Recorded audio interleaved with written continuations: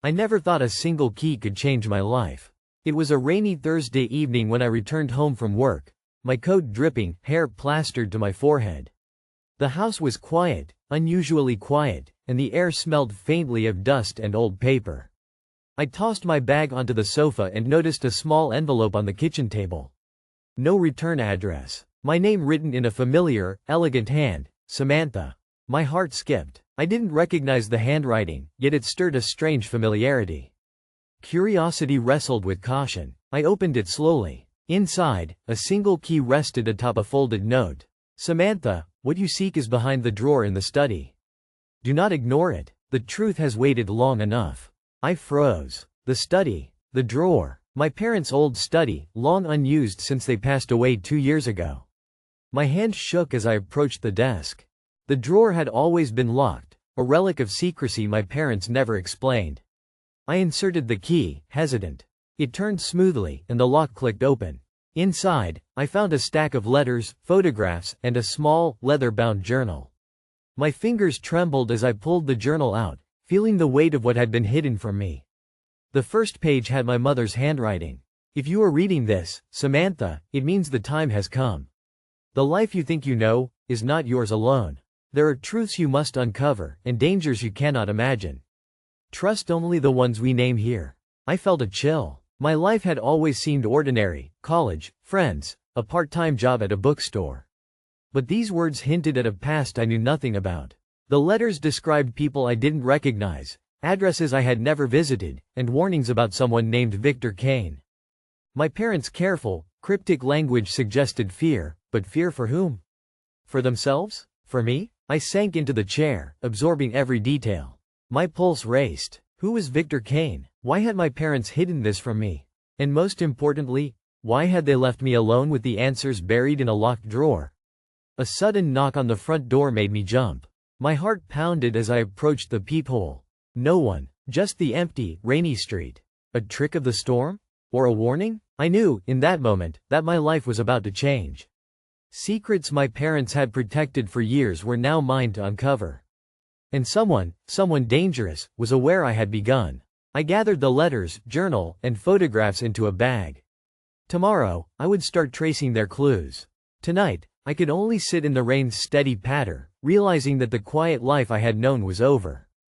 Because behind the locked drawer was not just the past, it was a path into a danger I had never imagined, and a truth that would shatter everything I believed about my family, my friends, and myself. The next morning, I awoke with the weight of the letters pressing on my mind. Every word my parents had written was a breadcrumb, leading me toward a past I didn't know existed. I dressed quickly, tucking the journal and photographs into my bag. Today, I had to follow the first clue. A small coffee shop in the city, mentioned repeatedly in the letters.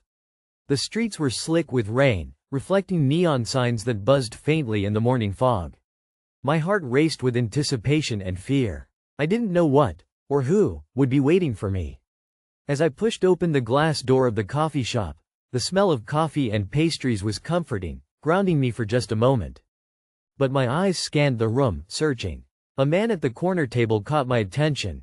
Mid-40s, gray streaks in his hair, eyes sharp and calculating. He wore a long coat and sat alone, nursing a cup of black coffee. My parents' letters described a man like this, a former friend, someone who had kept tabs on them during the last months of their lives. I hesitated, but something urged me forward. I approached the table slowly. "Excuse me, are you Michael Carter?" I asked, trying to steady my voice. The man looked up sharply, eyes narrowing. "Who wants to know?" His tone was cautious, almost defensive. My name is Samantha. My parents," I paused, glancing at the journal, "they trusted you. I think you can help me understand what happened to them." His expression softened slightly, though suspicion remained. "Samantha, you're their daughter, aren't you?" He gestured for me to sit. "I was hoping you'd come one day. I never thought it would be so soon, or so dangerous." I sat, gripping the journal tightly. "Dangerous? What do you mean?" Michael sighed, glancing around as if expecting someone to appear at any moment. "Your parents, they stumbled onto something they shouldn't have. Powerful people. People who wouldn't hesitate to eliminate anyone in their way. That's why your mother left the letters in this journal. She knew one day you'd need the truth." I swallowed hard. And Victor Kane? I asked, my voice barely above a whisper. Michael's face darkened. Victor Kane, he's the reason your parents died. He's not a man you want to meet. Not yet. Right now, you need to follow the instructions in the letters, learn the truth, and stay alive. Every step is a test. Every person you meet could be a threat, or an ally. My stomach twisted. The world I had thought I knew, friends, work, my quiet apartment, was gone. Now, I was entangled in a web of secrets, betrayal, and danger. Michael slid a small envelope across the table. This is your next step. A name, a location, a piece of your parents' past. Follow it carefully, Samantha. And trust your instincts. No one can protect you but yourself. I nodded, clutching the envelope. Fear pressed at me like a living thing, but determination flared brighter. I had begun this journey, there was no turning back. As I stepped back into the rain, the city seemed darker, more ominous. Every shadow felt alive, every passerby a potential threat. But for the first time, I felt a strange sense of power, the knowledge that I was finally taking control of my own story, no matter how dangerous it had become. And as the raindrops soaked through my coat, I realized that my life had changed forever.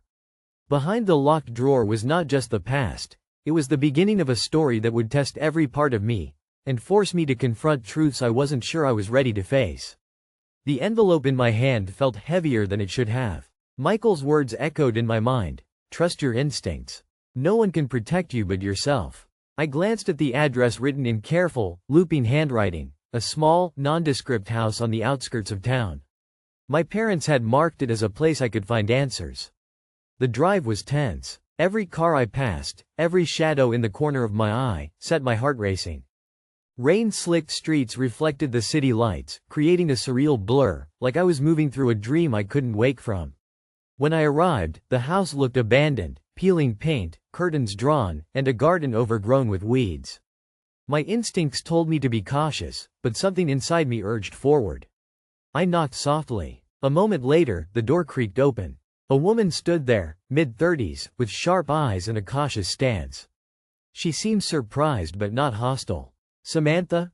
She asked, her voice steady, but layered with curiosity and wariness. Yes, I said, my voice trembling slightly. My parents, they trusted you. I was told you could help me understand what happened to them. She hesitated, then stepped aside. Come in, we need to talk somewhere private. Inside, the house smelled faintly of lavender and dust. The furniture was sparse, old but well maintained. She motioned for me to sit. I'm Lillian Harper, she said. Your parents were my friends, but I can't say it's safe to talk openly. Victor Kane, he's closer than you think. And he watches everyone connected to your parents. I swallowed hard, gripping the journal in my bag. Then why meet me? Why risk it? Because, Lillian said, her eyes steady, your parents left more than letters and warnings. They left evidence, and they trusted someone would follow it. That someone is you. She reached into her coat and pulled out a small, encrypted USB drive. This contains everything we know, communications, records, locations. Follow it carefully. It's the only chance you have to find the truth and stay ahead of him. I nodded, feeling both the weight of responsibility and a surge of determination. And what happens if I fail? Lillian's face hardened. Failure isn't an option, Samantha. He won't stop. And if you make a mistake, you could disappear, just like your parents' friends did. Fear knotted my stomach, but anger flared as well. Disappear? Not me. Not now. I tucked the USB into my bag and stood. I understand. I'll be careful. But I need answers, and I won't stop until I find them. Lillian nodded slowly. Then start with the first location on this drive. It's a warehouse near the docks. Be alone, or you risk everyone who's helping you. And Samantha, trust no one outside this circle. As I stepped back into the rain, the city lights flickered on the wet pavement, distorted reflections mirroring my own resolve. Every shadow, every sound, now carried weight. Danger was real, but so was the truth. And I was determined to find it, no matter the cost. For the first time, I understood the magnitude of what my parents had protected me from, and what I was about to confront. The story they had hidden behind closed doors was now mine to uncover. The warehouse loomed ahead, dark and silent, shrouded in mist rising from the docks. Its rusted metal walls and broken windows made it look abandoned, but instinct screamed that danger was near.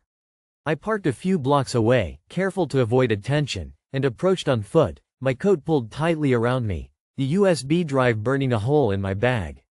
Every step was calculated. I scanned the perimeter, noticing shadows moving just beyond the fence line, too deliberate to be random. My heart pounded, but I forced myself to slow my breathing. Fear was dangerous. Panic could get me killed. I found a side entrance, a creaking door partially concealed by crates. I pushed it open and slipped inside. The smell of damp wood and oil hit me instantly. Rows of crates and stacks of pallets formed narrow corridors. My flashlight beam danced across the walls, illuminating graffiti and old equipment. I plugged the USB into my phone, which displayed a folder with several files, security footage, emails, transaction records, and a map marking locations across the city. My parents had been meticulous, leaving everything needed to expose Victor Kane's operations. Suddenly, a noise echoed through the warehouse, a metallic clang, close by. My heart jumped. I crouched behind a stack of crates, straining to listen. Footsteps approached, slow and deliberate. A voice called out, "I know someone's here. Show yourself." I held my breath, praying my instincts hadn't failed me. The footsteps moved past, too cautious to be just a passerby. Whoever was here was looking for me, and they were good. Too good. I continued forward, careful to stay in the shadows, scanning the map for the first location Victor Kane had used for his operations. The coordinates led me to a small office hidden behind the main dock buildings, a place my parents had marked as crucial evidence. Inside the office, I found files, photographs, and ledgers detailing illegal transactions, coercion, and cover-ups that implicated some of the city's most influential figures. My stomach churned. The scope of the corruption was enormous. No wonder my parents had died. But before I could process everything, the door slammed shut behind me. Panic surged. I turned to see a figure in the doorway, tall, masked, and carrying a gun. "Step aside, or this gets ugly," the voice said, cold and commanding. I froze. There was no one to call, no one nearby to help. My parents' warnings echoed in my mind. Trust no one. I clutched the files to my chest and made a split-second decision. I ducked behind the desk, flipping a nearby chair to create a barrier, then sprinted toward a side exit I'd noticed earlier. Shots rang out, ricocheting off the walls. My heart hammered, adrenaline surging, but I didn't stop. I burst through a back door, sprinting into the misty night, my coat soaked, lungs burning. Behind me, I could hear footsteps and shouted threats fading as I disappeared into the shadows. I didn't stop running until I reached the safety of a crowded street, blending into the ordinary world that had once felt so safe. My hands shook as I held the files. I had the evidence, but I had also been reminded. Victor Kane and his people were closer than I imagined, and they would stop at nothing to protect their secrets. As the rain continued to fall, I realized the truth I had uncovered was only the beginning. The danger was real, the stakes higher than ever, and I had no one but myself to rely on. But one thought burned brightly in my mind. I would not let my parents' sacrifices be in vain. I would fight, I would survive, and I would expose the truth, no matter the cost. The files I had stolen from the warehouse weighed heavily in my bag, not in pounds, but in significance. Each document, photo, and ledger was a puzzle piece that could finally reveal the truth about my parents' deaths and Victor Kane's empire. But the danger was real. Someone had already tried to stop me. Back at my apartment, I locked every door and window, drawing the curtains tightly. My phone buzzed. A message from an unknown number. "We know what you took. Stop digging, or you're next." My stomach knotted, but determination flared. I couldn't back down now. I needed allies. Michael Carter and Lillian Harper had helped me so far, but I realized I couldn't face this alone. I thought about my parents' letters, and one name kept resurfacing: Detective Riley Moore. My parents had trusted him, leaving subtle clues suggesting he could help expose Kane without being compromised. The next morning, I approached the police station cautiously, avoiding eye contact with anyone who might be watching. Detective Moore's office was on the top floor, quiet and organized. He looked up as I entered, surprise flashing across his face. "Samantha?" he said, his voice calm but wary. "I wasn't expecting you. I need your help," I said, placing the USB and files on his desk. "My parents, they uncovered something dangerous. Victor Kane. I think he killed them, and he's still operating." I can't do this alone. Moore studied me carefully, weighing the risk. If what you say is true, you've already put yourself in danger. But I believe you. Your parents trusted me for a reason. He took the USB and examined the files. We need proof, solid evidence, and we need to move carefully. Kane has eyes everywhere. I nodded. I understand, but we have to start somewhere. He won't stop, and neither can I. Moore agreed to help discreetly, guiding me to a small, secure location where we could review the files and connect the dots. Hours turned into late evening as we traced transactions, messages, and locations. Each revelation deepened the picture of corruption and danger, bribes, cover-ups, and violence. Victor Kane was more dangerous than I could have imagined. Suddenly, Moore paused, his finger hovering over a ledger. "Here," he said, voice low. "This is it, the next move. Kane's primary meeting point. If we can intercept him here, we can catch him in the act, with evidence strong enough to take him down." My heart raced. This was it. The moment my parents had prepared me for. The point where danger and truth collided. "And the risk?" I asked. Moore's eyes were serious. "High, but it's our best chance. If Kane discovers we're onto him, he won't hesitate. And Samantha, he won't stop until he's eliminated the threat, you." I swallowed, gripping the edge of the table. Fear was there, but it was now joined by resolve. I had come too far to turn back. My parents' legacy, my own survival, and the truth depended on what happened next. As night settled over the city, I realized the path ahead was dark and dangerous, but I was ready. I had allies, evidence, and determination. And most importantly, I would face Victor Kane, no matter what it took. The final showdown was approaching, and I knew there would be no turning back. The night air was thick and heavy as Detective Moore drove us toward the coordinates he had found in the ledger.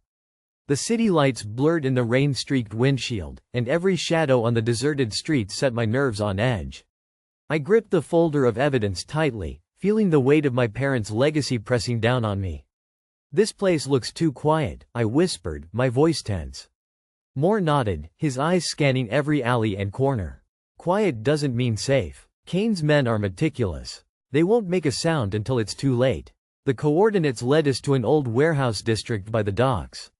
Rusted cranes loomed over the water, and shipping containers cast long shadows.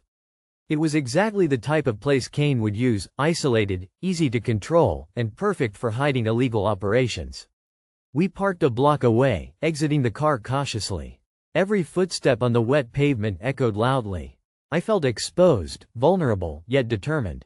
This was the moment we had been preparing for. Moore led me behind a stack of containers. "We observe first," he said. "We need to know how many are inside, how they operate, and where Kane is likely to be." Through the small gaps between the containers, I could see men moving inside the warehouse. Armed, vigilant, and organized. My stomach twisted. Kane was here, and the danger was immediate. Suddenly, a figure approached from behind us, silent, fast. I spun around, heart pounding, and saw Lillian Harper emerging from the shadows. "I couldn't let you do this alone," she whispered. "We have to be careful. Kane's men are watching." With our small team assembled, we studied the warehouse layout. The main office was on a raised platform at the center, surrounded by crates and containers, providing cover for armed guards. Kane's presence was unmistakable. The man in the corner, commanding everyone with authority and fear. Moore handed me a small earpiece. "Stay close. We coordinate. Our goal is to get proof and leave. No heroics beyond that." I nodded, gripping the earpiece. Fear surged, but so did determination. I had come too far to turn back now. My parents' lives had been stolen by this man, and now it was my turn to face him. We moved quietly along the containers, avoiding the guards. Every step felt like walking a tightrope over a pit of vipers. One false move, one noise, and Kane's men would be on us. As we approached the office, Moore whispered, "Now." He pressed a small device, and a hidden camera activated, transmitting live footage directly to his backup team waiting outside. For the first time, I saw Kane close up, unaware that the truth was about to catch up with him. Lillian handed me a small remote. "This will trigger the security override. Cameras, files, everything in the office will be ours in seconds. But once it activates, there's no turning back." My hands shook, but I pressed the button. Lights flickered, alarms momentarily muted, and the surveillance feed started recording. Kane looked up, confusion flickering across his face. I realized then that the danger was immediate and the consequences could be deadly. But there was no backing down. Every secret, every lie my parents had uncovered, every life that had been threatened, it all came down to this moment. And as Kane rose, his eyes meeting mine for the first time, I knew the final confrontation was inevitable. The office inside the warehouse felt suffocating, even with the high ceilings and open space. Kane's men were distracted by the sudden security override, giving us a narrow window to act. I held my breath, feeling my heart hammer against my ribs, as Moore and Lillian flanked me. Kane's eyes were cold and sharp, narrowing as he finally noticed me standing in the doorway. "Samantha Whitman," he said, his voice smooth but dangerous.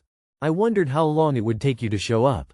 "I'm here for the truth," I said, trying to keep my voice steady. "Your lies, your crimes, it ends tonight." He laughed, a chilling, low sound. "Do you have any idea what you're up against? You're a child trying to play with wolves." Moore stepped forward, placing a hand on my shoulder. "Not a child. Someone who has evidence that will bring him down." I pressed a button on the remote Lillian had given me. Instantly, the screens around the warehouse flickered, displaying surveillance footage, financial records, and emails, proof of Kane's illegal activities. His men froze, realization dawning on them. Kane's smile vanished. His eyes darted between the evidence and me. "You think this changes anything? You don't understand the forces you're dealing with." I swallowed, my voice firm. "I understand enough. Enough to know that you won't escape this. My parents trusted me to finish what they started, and I'm not afraid." Kane lunged toward a control panel, attempting to erase the files. Moore intercepted him, tackling him to the ground. Chaos erupted as Kane's men reacted, but Lillian had already secured a side exit and called the backup team waiting outside. Shots rang out, not at us, but warning shots to contain the men. Kane struggled, but Moore held him firmly. I felt a surge of adrenaline and anger. Every life Kane had threatened, every secret he had tried to bury, was now in our hands. Finally, Kane stopped fighting. His face twisted in rage and disbelief as the authorities, alerted by Moore, swarmed the warehouse and arrested him and his men. The files, the cameras, the evidence, they were all secured. Kane could no longer manipulate or hide. I sank to the floor, my body trembling. Lillian crouched beside me. "You did it," she said softly. "Your parents' work, it's not lost. You've finished it." Moore placed a hand on my shoulder. "You faced the danger head on. And you survived. That takes more courage than most people could imagine." I held the folder of evidence tightly, tears blurring my vision. Kane was behind bars, his empire crumbling, and the truth was finally safe. My parents' deaths were avenged, and their legacy honored. Yet, as I looked around the warehouse, I realized this was just the beginning. I had uncovered a dangerous network, faced life-threatening risks, and survived. But the knowledge I now carried would forever change how I saw the world, and myself. For the first time in months, I allowed myself to breathe. The danger was over, at least for now. But the strength I had found within me, the courage to confront fear and uncover the truth, would stay with me forever. And standing there, amidst the chaos and the evidence of what had been, I understood this. The hidden truths behind closed doors had finally been revealed, and I had survived to tell the story. The warehouse had emptied, but the echoes of chaos lingered. I stepped outside, the night air cool against my damp skin. My mind raced, replaying the confrontation with Kane.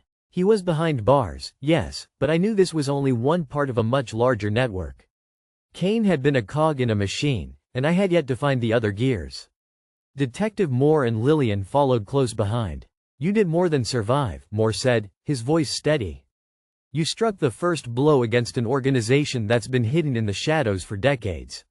Lillian nodded. "But it's not over. Kane's reach goes beyond this city. There are allies, enforcers, and people who will try to clean up the mess he left behind. You need to prepare for the next stage." I swallowed, my hands still trembling slightly from the adrenaline. "The next stage, what does that mean?" Moore pulled a small folder from his coat. "It means tracing the connections Kane had, understanding who else was involved, and ensuring no one else is put at risk. We have some leads from the evidence you recovered, but you'll need to confront truths about your family, and yourself, that you might not be ready for." I opened the folder. Names, addresses, encrypted messages, and photographs filled the pages. Each piece told a story of deception, greed, and betrayal. Among them, I recognized faces from the letters my parents had left me, friends, colleagues, and people who had once promised loyalty but had been silenced or corrupted. My phone buzzed. A message from an unknown number. "Nice work, but you're not done." Victor Kane was only the beginning. I felt a chill run down my spine. Even from prison, Kane's influence extended far beyond what I had imagined. This wasn't just about revenge or uncovering my parents' deaths anymore. It was about dismantling a network that had hidden in plain sight, a network that had survived because people were too afraid, or too complacent, to act. Lillian placed a hand on my shoulder. "The key now is to move carefully. Each lead could be dangerous.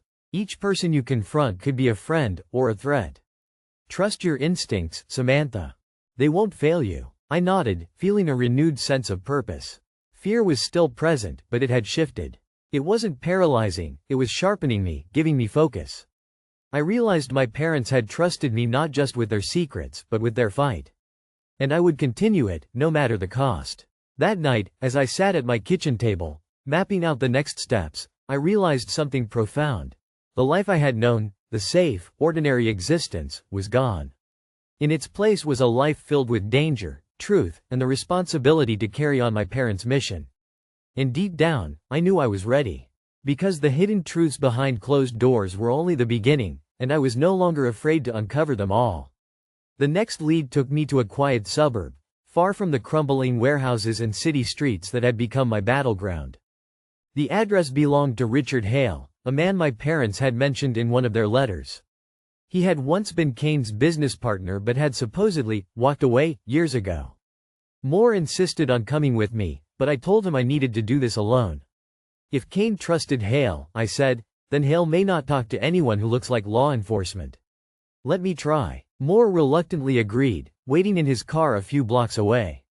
The Hale residence was pristine, white fences, manicured lawn, wind chimes swaying in the breeze. It was the kind of place where secrets shouldn't exist, and yet I felt them lingering in the air. I rang the doorbell, my pulse racing. The door opened to reveal a man in his late 50s, with silver hair and kind eyes that seemed clouded by something deeper. He studied me for a long moment before speaking. "Samantha, you look just like your mother." The words caught me off guard. "You knew her?" Richard nodded slowly. "She and your father, they were brave. Too brave. I warned them about Kane. I begged them to stop digging." His voice cracked slightly. "But they wouldn't. And it cost them everything."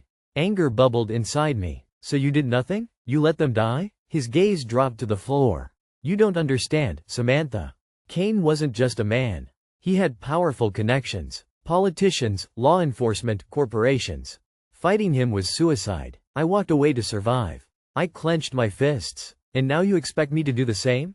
Richard's eyes hardened. "I expect you to be smarter than your parents." I pulled out the USB drive and the files I had recovered.